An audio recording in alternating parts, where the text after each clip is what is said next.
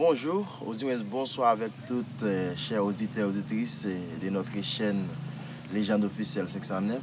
Ce matin, nous sommes bel et bien présents pour vous présenter un petit récap de l'actualité internationale. L'actualité internationale concernant les pays internationaux tels que à Gaza, qu'il y a une guerre qui dure déjà environ 2 années et même plus qui ne cesse pas encore. Alors, on va parler là-dessus et en plus, on va parler de la relation du président américain Donald Trump et Poutine du côté de la Russie concernant l'échange qu'il y a entre la République russe et l'Ukraine qui est en guerre depuis environ 2 années, si je ne m'abuse pas. Mesdames, Messieurs, on va lancer tout de suite avec le Gaza. On dit à Gaza visé par d'intenses bombardements israéliens après la visite du secrétaire d'État américain.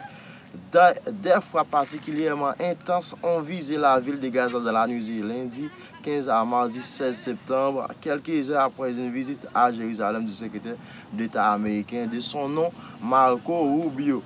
Et ensuite, Malawi, le chef de l'État sortant, Lazarus Chakwera et 16 autres candidats s'affrontent pour la présidentielle. Aucun mur ne nous sauvera à l'est de l'Ukraine. Les civils contraints de fuir sous les bombes russes. Les États-Unis frappent à nouveau un bateau vénézuélien accusé de narcotrafic. Est de la République démocratique du Congo, la FC M23 exhibe un nouveau contingent de 7000 hommes malgré les négociations en cours à Doha. Et l'acteur américain Robert Redford, légende de Hollywood, est mort à l'âge de 89 ans. Et cet acteur, légende du cinéma, est mort mardi 16 dans l'Utah à l'âge de 89 ans, selon le New York Times, qui est un journal américain. Et la légende du cinéma est devenue célèbre tant devant que derrière. Et nous dit au Nigeria, le chef Hilda Bassi cuisine 9 tonnes de riz jollof et entre dans le livre Guinness des records.